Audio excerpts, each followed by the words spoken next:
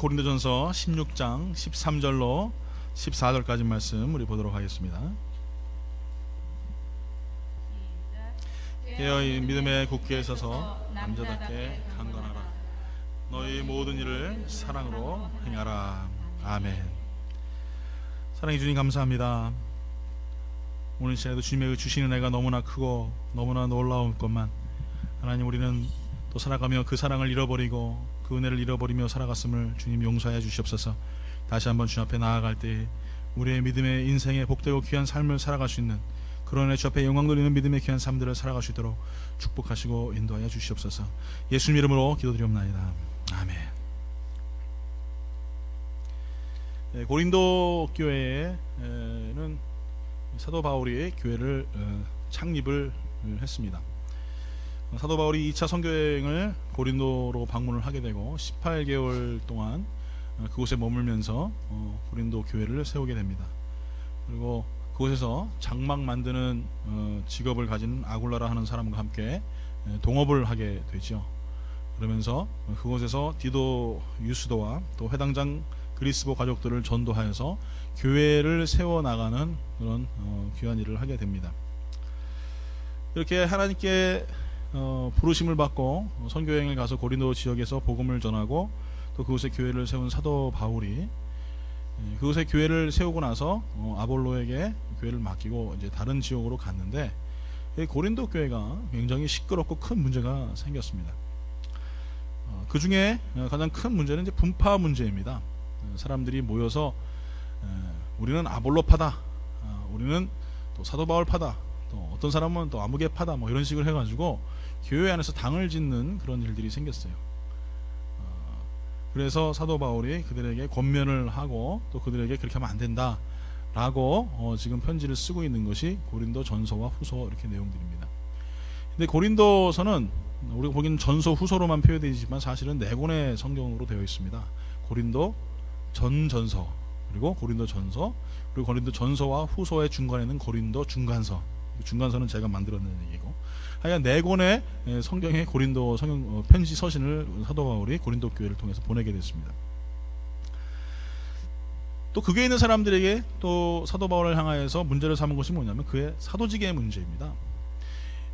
분명히 사도라는 것은 예수 그리스도 3년의 공생애 가운데 그에게 직접적인 사역에 동참을 하거나 아니면 그의 사사를 받은 사람들에 의하여서만 사도라는 칭함을 받는 것이 사도이죠. 그런데 사도 바울 본인은 사도다라고 이야기합니다. 왜 그렇습니까? 그것은 다메섹에서 예수 그리스도를 보게 됨을 통하여서 직접적인 복음을 전하라는 사명을 받았기 때문에 그를 또한 사도다, 이렇게 본인 스스로가 이야기하였습니다. 그것 때문에 이제 문제가 된 거예요. 왜 사도냐, 네가 3년 동안 예수님 따라다녔던 12사도만 사도지 너는 사도가 아니다, 이렇게 이야기를 했던 것이죠. 추후에 이제 우리가 알게 되지만 사도 바울에게 다 12제자들이 사도가 맞다, 정말 하나님 예수 그리스도의 직접적인 사명을 받은 하나님의 사역자다, 일꾼이다. 그래서 사도라는 문제에 대해서 다시 한번 해명하고 그 문제를 넘기는 모습들을 보게 됩니다. 또 사도 바울에게 문제가 있었는데 뭐냐면 말을 잘 못한다라는 거예요. 말을 잘 못합니다. 그래서 이 글 쓰는 데는 아주 기가 막힙니다. 편지를 써서 보내면은 사람들이 정말 이 글씨 안에서, 이 편지 안에서 엄청난 강한 어떤 능력들이 있고 그걸 받게 되면 굉장히 도전을 받는데, 근데 말만 하면은 조용조용한 성격이라서 그런지 말을 잘 못한다. 설교를 들으면은 다 졸고 앉아 있고 막 이러니까 사람들이 그거에 대해서 불만을 또 받았었습니다. 또 한 가지 사도 바울은 그러다 보니까 박력이 없었어요. 강하게 뭐 말씀을 어필한다든지 이런 것이 아니라 조용조용하게 말씀을 전하다 보니까 그런 것들 때문에 사람들에게 또 문제가 됩니다. 또 한 번은 사도 바울이 고린도 교회를 방문할 계획이 있었는데 사도 바울이 가지 않았습니다. 왜 가지 않았느냐? 내가 가지 않는 것은 너희를 아낌으로 가지 않았다. 고린도 사람들에게 그렇게 이야기를 했죠. 근데 주위 사람들은 이렇게 얘기해요. 아니, 성령으로 살아가는 사람이 오기로 했으면 약속한 대로 와야지 왜 안 오느냐? 그런 사람이 어떻게 성령에 이끌려 살아가는 사람이냐? 라면서 또 사도 바울을 핍박을 하고 반박을 하게 됩니다. 또 사도 바울은 외모적인 문제가 있었다고 해요. 뭐 키도 작고, 또 어떤 학자들은 이게 어깨가 이렇게 꾸부정해가지고 보기가 안 좋았고 또 안짱다리였다, 뭐 이런 분들도 계십니다. 외모적으로는 그렇게 완벽한 사람이 아니라는 거죠. 그런 것 때문에 또 문제가 됐어요. 또 우상에 대한, 음식에 대한 문제가 또 있었습니다. 사도 바울이 그래서 양심에 거리끼면 먹지 마라, 그렇지만 내가 먹어도 아무 이상이 없으면 먹어라. 사도 바울은 그렇게 얘기했죠. 왜 그렇습니까? 그 당시에 여러분 고린도에는 이 길가라는 곳이 이 길이 엄청나게 넓은 지역입니다. 왜냐하면 이 고린도 동쪽과 서쪽에 이 바다가 있는데 바다에 연결해주는 이 길이 있었어요. 그러니까 뭐 지금 같으면은 땅을 파가지고 거기에 해수로를 만들어서 배가 왔다 갔다 하겠지만 그 당시에는 그런 게 없었기 때문에 이 고린도 가운데에 큰 길이 있었습니다. 그리고 그 산 위에 우상을 섬기는 성전이 있었어요. 근데 밤마다 뭐가 되냐면 거기에 이제 그 아세라 신상을 섬기는 그 사제들이 내려와서 뭘 하냐면 여사제들이 내려와서 밤에 창녀 일을 합니다. 그리고 거기에 돈을 받아가지고 성전에 그 돈을 또 바쳤어요. 그러다 보니까 거기 제사 지내는 음식들 또한 그 안에 보면 이제 밑에 정육점들이 많이 있지 않겠습니까? 그 고기들을 가지고 또 올라가서 그 돈을 가지고 사가지고 또 제사를 지내고 이런 것들 때문에 믿음의 사람들에게 굉장히 큰 시험거리가 됐었던 것이죠. 아니 그걸 왜 먹느냐 이거예요. 먹지 말라 이거죠. 근데 사도 바울은 너희들이 양심에 꺼리끼면 먹지 말라. 그런데 믿음에 전혀 문제가 되지 않으면 먹어도 상관없다라는 그런 결론을 내렸습니다. 근데 여러분 가만히 이렇게 지금 고린도 교회의 문제들을 가만히 보게 되면 사실은 이게 복음에는 굉장히 큰 문제가 되지 않는 부분들이죠. 그렇죠? 뭐 무슨 엄청나게 큰 문제가 있어가지고 교회가 어려움이 생기거나 또 그것 때문에 시험을 당할 만한 그런 문제들은 전혀 없다라는 거예요. 뭐 아볼로 파던 바울 파던 뭐 예수님 파던 뭐가 그렇게 중요하겠냐 이거죠. 그거 중요하지 않다 이거죠. 또 언변의 문제, 물론 뭐 사람이 말 잘하면 더 좋겠지만 말을 못한다고 해서 그것이 복음 전하는데 문제가 되느냐 이거예요. 그렇지 않다는 거예요. 방역이 없다는 거 사람의 성격에 따라 다를 수 있죠.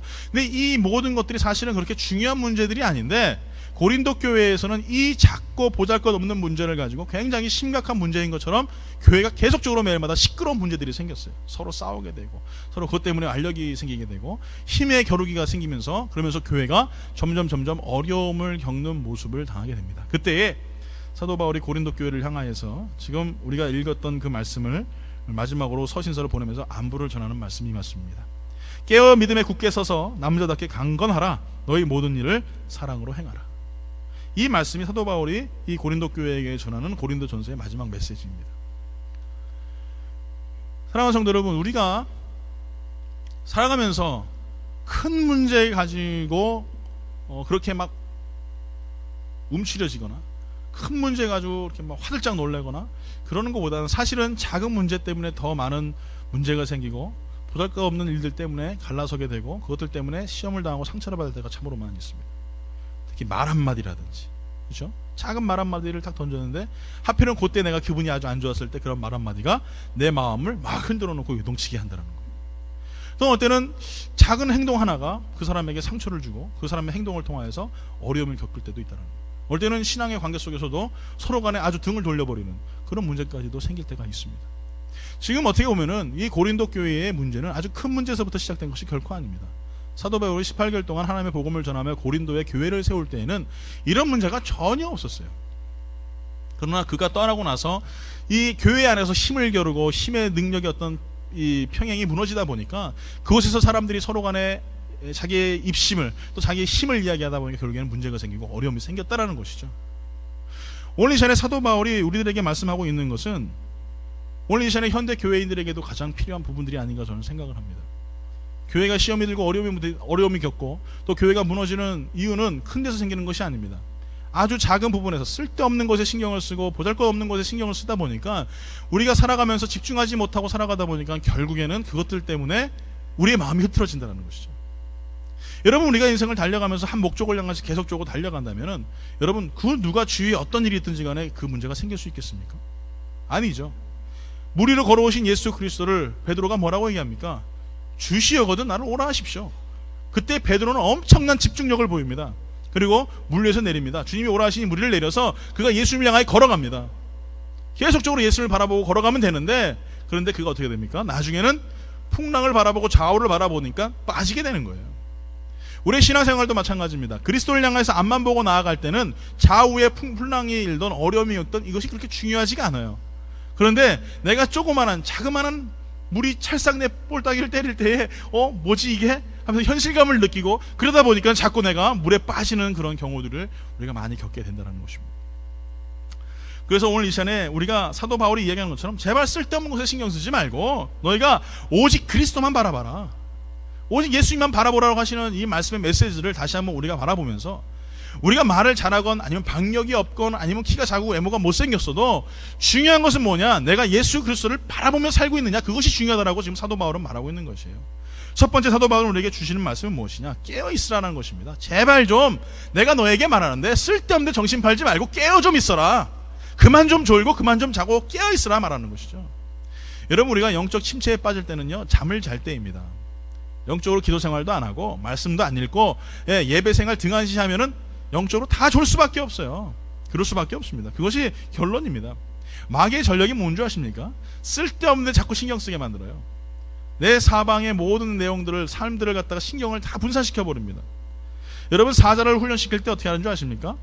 사자 훈련시킬 때 무슨 뭐 쇠창을 들고 가가지고 뭐 사자를 막 찌르거나 아니면 뭐 요즘처럼 전기 충격기 가지고 너 말 안 들을래 하면서 지직 이러지 않아요. 훌륭한 조련사는요, 발 4개 달린 의자 하나만 들고도 다 조련합니다. 왜 그런 줄 아십니까? 사자가 한 곳을 집중하지 못하게 하는 거예요. 딱 봤더니 얘는 발이 4개네? 그러면서 사자가 어떤 발을 먼저 공격해야 될지 모른대요. 그러면서 내가 얘한테는 도저히 상대가 안 되는구나 하면서 자기의 힘의 무능력함을 느낀다고 합니다. 그래서 그 지휘하는 사람의 말을 그대로, 조련사의 말을 그대로 따른다고 하는 거예요. 마귀도 이와 같습니다.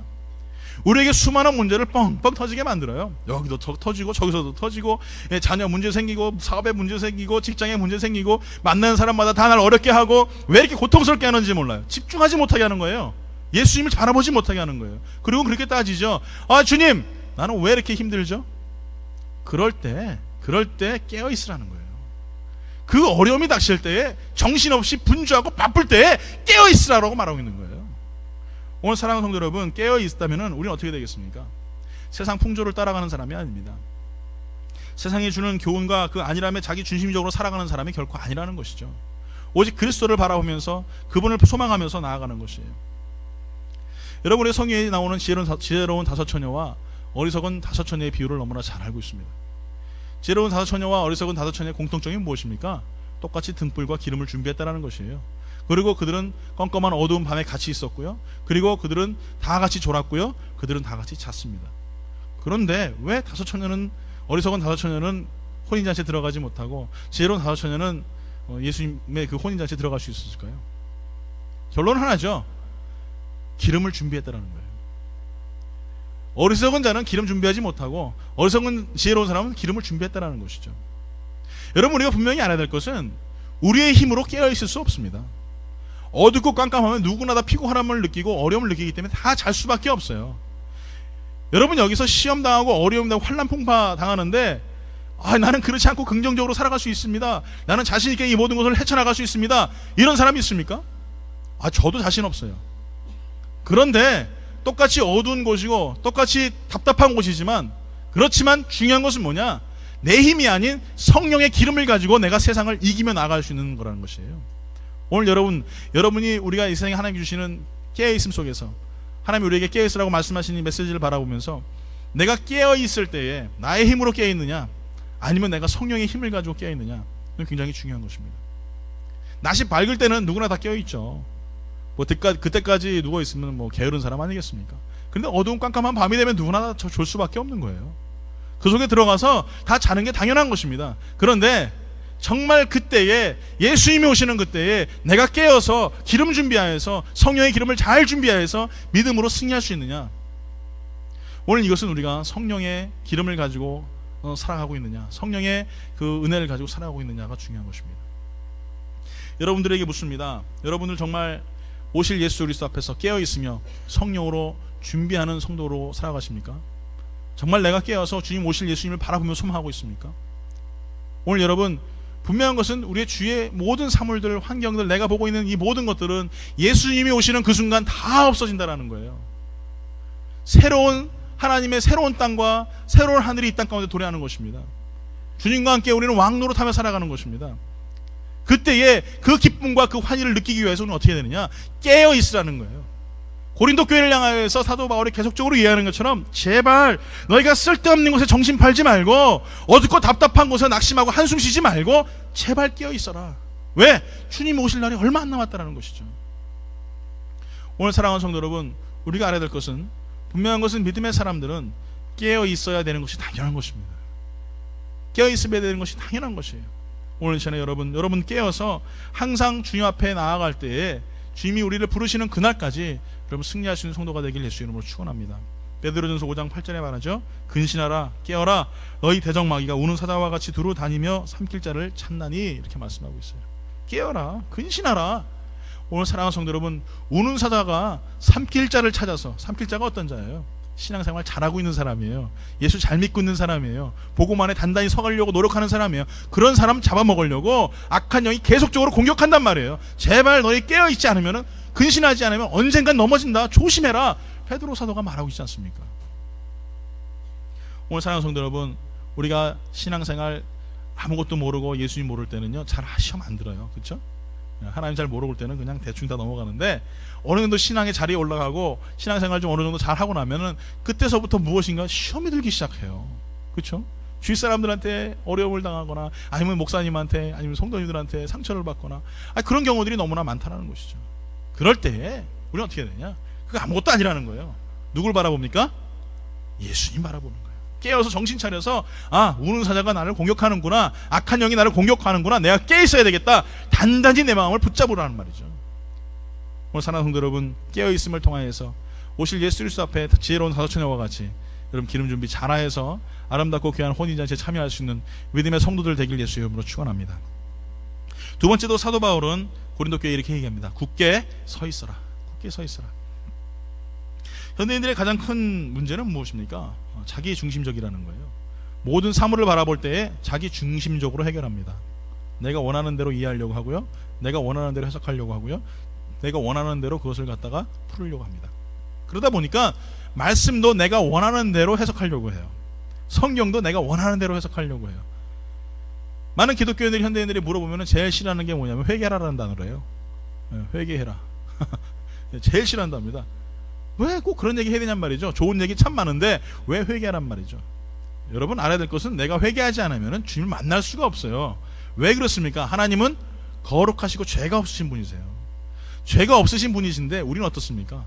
우리가 살아가면서 매일마다 지금 이 시간에도 범죄하잖아요. 마음속으로 악한 마음을 품고 미워하고 시기하고 음행을 품는 거, 이게 우리의 마음이거든요. 표면적으로는 내가 범죄하지 않습니다. 헌법을 잘 지키고 나가지만 내 마음속으로서는 수많은 죄악의 습관들과 습성들이 나를 억누릅니다. 그 속에서 우리가 어떻게 자유할 수 있겠어요? 어떻게 주님을 만날 수 있겠어요? 유일한 방법은 뭐냐? 회개하는 거예요. 회개하는 거. 누구의 이름으로? 예수의 이름으로. 예수의 이름으로 내가 사죄의 은총을 구하고 주님 예수의 이름으로 용서하십시오 그러면 이 뻔뻔한 죄인일지라도 하나님께서 다 용서해 주신단 말이에요. 그렇기 때문에 우리 보고 회개하라고 하시는 거예요. 회개라는 것이 무엇입니까? 돌이키는 겁니다. 내가 가던 길을 180도 돌이켜서 아니지, 돌이키는 거예요. 이 사람이 회개하는 사람이에요. 회개합니다 해놓고서 계속 그 길 가면 그건 회개가 아니에요. 그건 합당한 회개의 열매를 맺은 자가 아닙니다. 가던 사람들, 현대인들은 그게 제일 싫은 거죠. 지금 그대로 가면 편안하고 즐거운데 왜 굳이 교회는 회개하라고 하냐 이거예요. 주위 사람들이 그렇게 말하지 말고 그렇게 안 해도 되는데 굳이 왜 회개하라 하는 거죠. 오늘 사랑하는 성도 여러분, 분명히 알아야 될 것은 우리가 회개하지 않는 그 순간부터 우리는 내 마음속에 자기 중심적인 사고가 계속적으로 나를 다스리게 됩니다.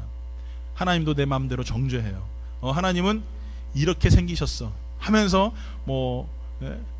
헬로키리처럼 눈을 입담하게 만들거나, 아니면 하나님은 팔이 지금 성도들이 몇 명이니까 몇백 개이실 거야 내 맘대로 만들거나, 아니면 하나님은 이 턱선이 이게 사각턱이라 해가지고 별로 안 예쁘시네 하면서 막 자르고 막 달걀형으로 만들고 내 마음대로 하나님을 조율하고 판단하고 만들어 버리는 거예요. 여러분 그게 무슨 죄인 줄 아십니까? 바로 우리가 선악과를 따먹는 죄예요.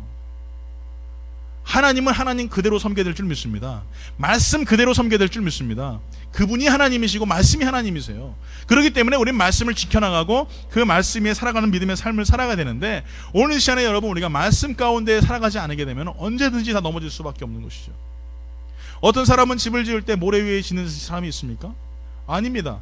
누구나 집을 짓든 시간에 땅을 파고 그 속에 자갈을 깔고 그리고 시멘트를 부어서 집을 만들 때 단단한 반석 위에 집을 짓습니다. 모래 위에 집을 짓는 집은 그냥 텐트나 이런 일회용 집을 지을 때에 그때 우리는 그렇게 집을 짓습니다. 그러나 내가 영원토록 안주하거나 살 집은 그렇게 짓지 않는다는 거예요. 신앙도 마찬가지예요. 여러분 일회용 텐트 짓고 신앙생활 하는 사람 참 많아요. 처음에는 막 예수님 잘 믿습니다. 막 얼마나 뜨거운지 몰라요. 그런데 언제 지나면 다 풀어져 버려요. 제가 제일 사랑하는 냄비 중에 양은 냄비가 있어요. 왜 양은 냄비를 사랑하는 줄 아십니까? 라면 끓이기 너무 좋습니다. 얼마나 맛있는지 몰라요. 예. 금방 끓으니까 뭐 불이 확 끓었다가 딱 집어넣고 해가지고 쫙 하면 또 금방 또 식어요. 그러면은 그 식은 맛에 또 라면을 먹습니다. 양은 냄비가 얼마나 좋은지 몰라요. 그런데 신앙은 양은 냄비는 안 되는 것 같아요. 뚝배기가 돼야 될 줄 믿습니다. 처음에 달궈질 때는 힘들지만 그래도 계속적으로 그 온도를 유지하면서 그 맛을 유지하는 것. 여러분, 오늘 전에 신앙인들이 뚝배기 같은 신앙들 되길 예수 이름으로 축원합니다.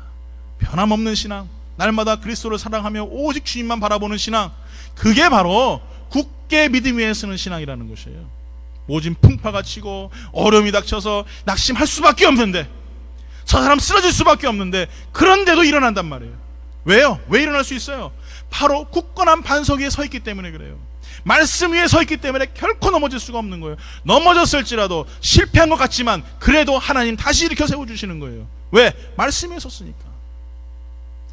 사랑하는 성도 여러분, 뭐 연세를 드시고 오래 사시는 분들은 아시겠지만 세상을 살아가면서 누구 하나 시험에 들거나 환난을 당하지 않는 사람 단 한 명도 없습니다. 여기 젊은이들도 마찬가지입니다. 지금은 다 좋죠. 뭐 부모 곁에 있으니까 부모님도 주시는 거 먹고 보내주신 돈 가지고 생활하고 얼마나 좋습니까? 근데 세상에 나가면 그렇게 녹록하지가 않아요. 얼마나 많은 어려움들이 있고 괴로움이 있는지 몰라요. 살아가면서 가장 마음의 상처를 받을 때가 언제냐면요, 믿는 사람한테 정말 고통을 당할 때가 가장 큰 상처예요. 그냥 관심이 없고 모르는 사람은요, 나한테 무슨 말을 해도 저 사람이 좀 상태가 이상하구나 하고 넘어갈 수 있잖아요. 그렇죠? 근데 정말 내가 믿었던 사람, 내가 신뢰했던 사람한테서 내 마음을 도려내는 아픈 말을 할 때 그 말을 들으면 너무너무 그게 충격이 되고 아픔이 되지 않습니까?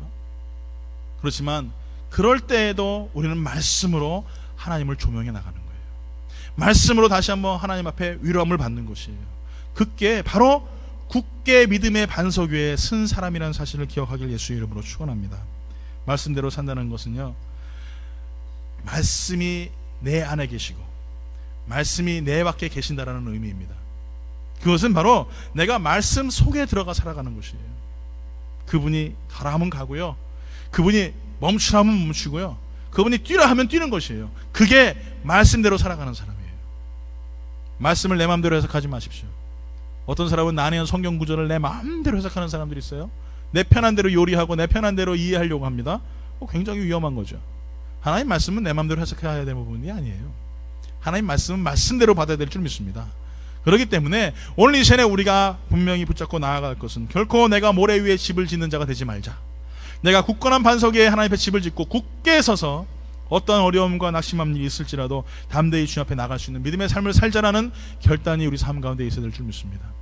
오늘 사랑하는 성도 여러분, 작은 참새는 작은 나무 위에 집을 짓고 살아갑니다. 그 속에 나무에서 칙칙칙칙칙칙칙 거리고 얼마나 시끄러운지 몰라요. 그러나 독수리는요, 저 절벽에다 집을 지어요. 그 누구도 못 찾아올 수 없는 곳, 그 누구도 나를 넘어뜨릴 수 없는 곳, 그곳에다가 집을 짓습니다.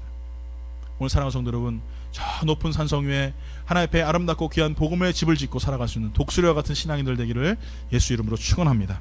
마지막으로 보니까 사도 바울은 고린도 교회에게 남자다워라 이렇게 말하고 있어요. 남자다워라. 남자다운 게 어떤 게 남자다웁니까? 어떤 게 남자다운 거죠? 모르세요? 남자 다 중성이세요? 남자다운 거 잘 남자가 모르세요? 남자가 뭔지 모르세요? 네. 뭐 남자가 이런 뭐 터프한 사람, 뭐 이런 사람이 남자다운 사람입니까? 아니면은 뭐 소리를 버럭버럭 지르는 사람이 남자다운 사람입니까? 아니면 힘이 넘치고 막 근육이 막 울퉁불퉁 해가지고 말이에요. 그냥 역삼각형의 모형을 가지고 있는 사람이 남자다운 사람이나 이거예요. 남자다움의 모습은 저는 예수님을 통하여 아주 잘 볼 수가 있다고 생각해요. 예수님의 모습을 가만히 보면요, 예수님은 흠모할 것이 하나도 없었대요. 이사야 53장 2절에 보니까 그는 주 앞에서 자라나기를 연한 순 같고 마른 땅에서 나온 뿌리 같아서 고운 모양도 없고 풍채도 없은즉 우리가 보기에 흠모할 만한 아름다운 것이 없도다. 참 이 말씀을 보면 그래요. 마른 땅에서 나온 순 같고요, 또 고운 모양도 없고 풍채도 없었다. 이게 결론은 뭐냐면은 꽃미남이 아니라는 거예요. 우리 교회에서 그래도 제일 잘생기게 된 사람이 저 아닙니까? 예. 또 병이 더 좋네 그러시는 분 계시겠지만 어쩔 수 없어요. 이거는 철칙입니다. 절대 우리 교회 바뀌지 않습니다. 저같이 이렇게 아름답게 생기지 않았다라는 거예요. 예? 꽃미남처럼 딱 보면 저 사람이 막 그냥 너무 호감 가는 얼굴이고 말해. 저 사람 보면 어쩜 저렇게 잘생겼어. 막 이러지 않았다라는 것이죠. 뭐라고 얘기합니까? 예수님이 흠모할 것이 하나도 없다. 흠모할 것이 하나도 없다는 말이 무슨 말이에요? 내가 저 사람을 봤을 때에 저 사람 내가 참 같이 뭘 하고 싶네 이런 마음이 없다라는 것이죠. 그 정도로 예수님께서 그렇게 아름다운 모습은 아니셨다라는 것입니다. 그럴 때 예수님을 가만히 보세요. 사람에게는 흠모할 것이 하나도 없고 사람에게는 자랑할 것이 하나도 없어서 예수님께서 바리새인들에게 강력한 말씀을 외치십니다. 연약한 그 풍채에서 하나님 말씀이 뿜어져 나올 때는요, 바리새인도 사두개인도 다 쩔쩔매는 모습을 보여요. 전형적인 외유내강의 모습이죠. 겉으로는 초라해 보이고 아무것도 아닌 것 같지만 그 속에는 강력한 하나님의 메시지를 가지고 있었던 예수 그리스도. 또 예수님은 또 어떤 모습입니까? 십자가의 모진 고통을 당하시면서 묵묵히 하나님의 말씀을 순종해 나가셨어요. 저는 이런 부분이 남자다운 모습이 아닌가 생각을 해요. 겉으로 보기에는 굉장히 강한 것 같고, 겉으로 보기에는 뭐 힘이 넘치는 것 같고, 겉으로 보기에는 뭔가 좀 남다른 것 같은데 나중에 시간이 지나고 보면 매번마다 죄와 타협하고 문제 앞에 섰을 땐 뒤로 도망가고, 난처한 일이 생기면 보이지 않고, 이런 사람은 남자다운 사람이 아니라는 거예요. 이거는 남자와 여자의 구분을 짓는 것이 아니라 모든 신앙인들이 따라야 될 예수 그리스도의 모습을 그대로 보여주고 있는 것입니다. 우리가 주위 사람들이 봤을 때는 흠모할 것이 없습니다. 내가 좋은 집에 살거나 아니면 좋은 차가 있지 않거나 아니면 내가 뭐 학벌이 좋지 않거나 그거 상관없다라는 것이죠. 왜요? 예수님도 그러셨으니까. 흠모할 것이 아무것도 없으셨으니까. 그렇지만 그 속에 뭐가 있었습니까? 하나님의 말씀이 있었어요. 그 말씀이 살아온 운동력이 있고 그 말씀이 움직이니까 그것이 심은 곳을 쪼갰고요, 우리의 마음을 갈라놔서 하나님 앞에 온전히 드려질 수 있는 믿음의 산재물이 되게 하셨다는 것이에요. 오늘 여러분들에게 말씀드리고 싶어요. 겉을 아름답게 하는 것도 물론 중요합니다.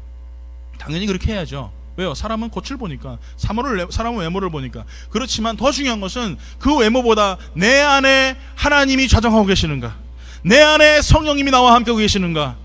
나의 겉은 부족하고 나의 겉모양은 연약할지 모르지만, 초라하고 나약할지 모르지만 내 속에 있는 예수 그리스도로 말미암아 내가 이 험악한 세상을 믿음으로 살아가는 남자다운 강건함이 나의 삶 가운데 있는가.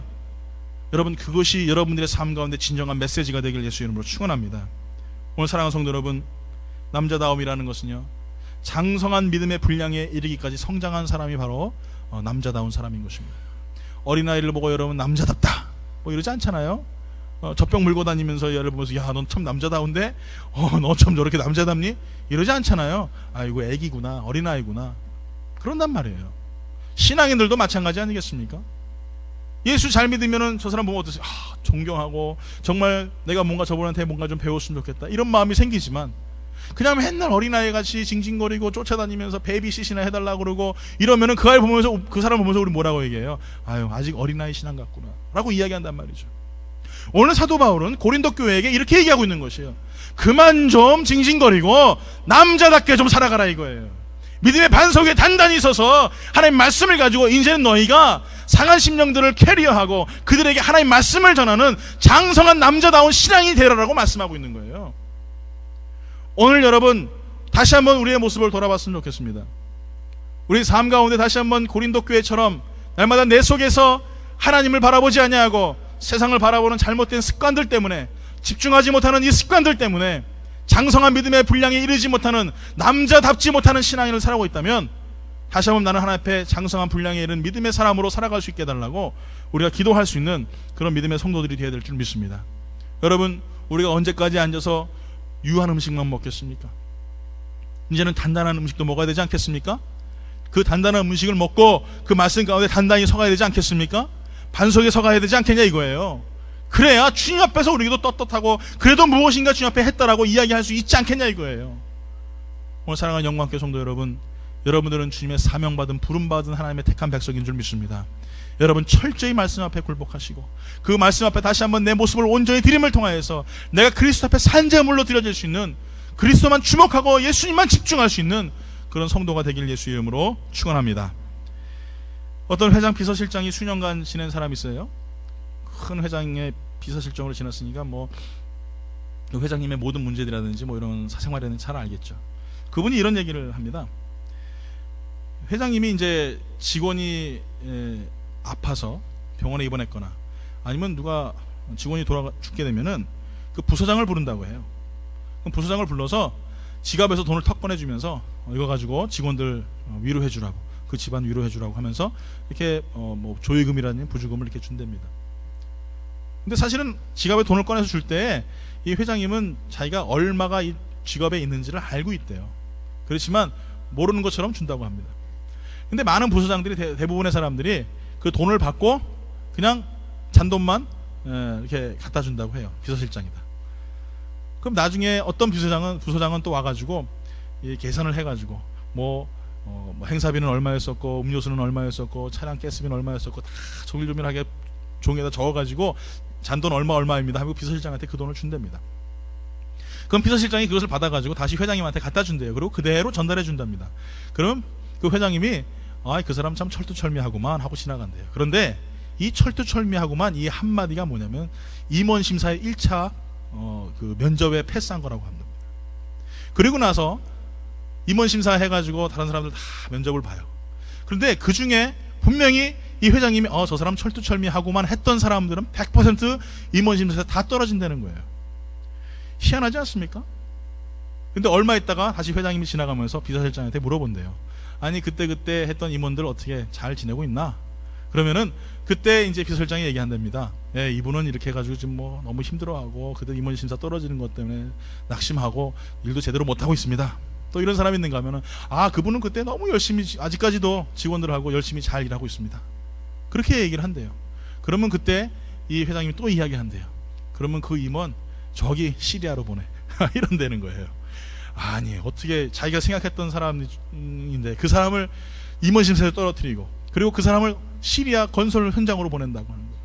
그러면 거기서 또 몇 년 동안 또 일한답니다. 그러면 또 지나가면서 물어본대요. 그때 시리아 갔던 그 사람 어떻게 됐는가? 거기서도 열심히 일하고 잘하고 있답니다. 그러면은 그 자리에서 얘기한대요. 당장 내일 비행기 태워서 보내.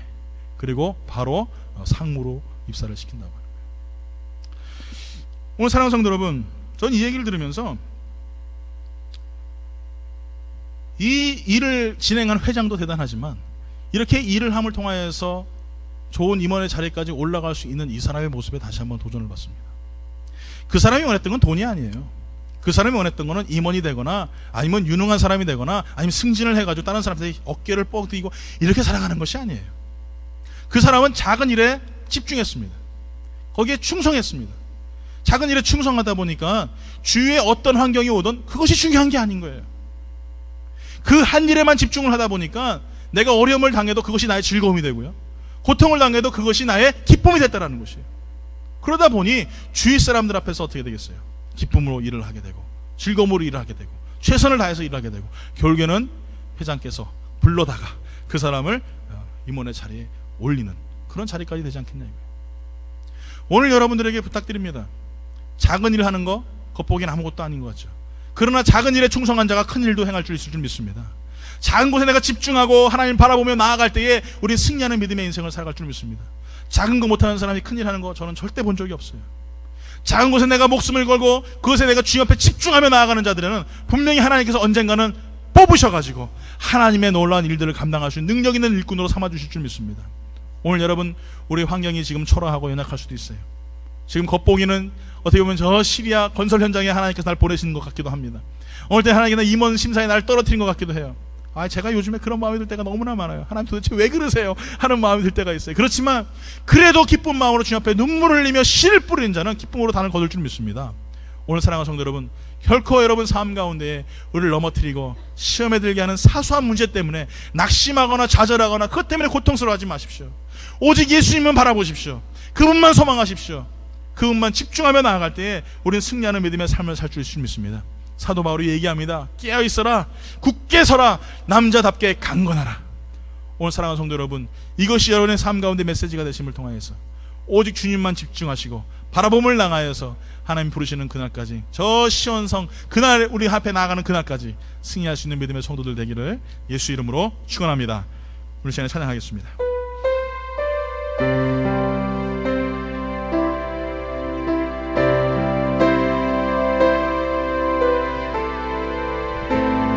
보라, 너희는 두려워 말고, 보라, 보라 너희를 인도한 나를 보라. 보라 너희는 두려워 말고 보라 너희를 인도한 나를 보라 너희는 지치지 말고 보라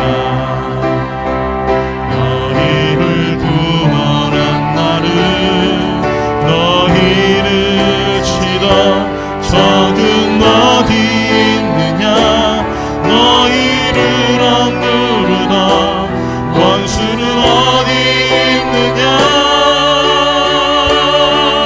보라 하나님 능원을 보라 하나님 능력을 너희를 위해서 삼으시는 주의 손을 보라 보라 하나님 구원을 보라 하나님 능력을 너희를 위해서 삼으시는 주의 손을 보라. 다시 한번 고백합니다. 보라 너희는 두려워 말고 너희는 두려워 말고 보라 너희를 인도한 나를 보라 너희는 지치지 말고 보라 너희를 구원한 나를 너희를 치던 적은 어디 있느냐 너희를 억누르던 원수는 어디 있느냐 보라 하나님의 구원을 보라 하나님의 능력을 하나님 능력을 너희를 위해서 삼으시는 주의 손을 보라 아멘 보라 보라 하나님 구원을 보라 하나님 능력을 너희를 위해서 삼으시는 주의 손을 보라. 사랑하는 성도 여러분, 우리의 눈이 어디 있습니까? 우리의 눈이 땅을 바라보고 있습니까? 눈을 들어 주님을 바라보십시오. 세상의 분주한 것들을 바라보고 풍랑에 빠져 허우적거리는 베드로처럼 시험에 허우적거리지 마시고 오늘 이 시간에 다시 한번 쓸데없는 것에 좌절하지 마시고 오직 예수 그리스도를 주목하며 그분만 바라보며 내가 그것에 집중하게 하여 주시옵소서. 그것을 바라보게 하여 주시옵소서. 주님의 구원의 역사를 바라보게 하시고 주님이 함께 하심을 바라보게 하시고 주님이 이루실 것을 믿는 능력을 바라보게 하여 주시옵소서. 다시 한번 믿음의 눈을 주시옵소서. 믿음의 마침표를 찍을 수 있는 하나님 믿음의 삶을 살게 하여 주시옵소서.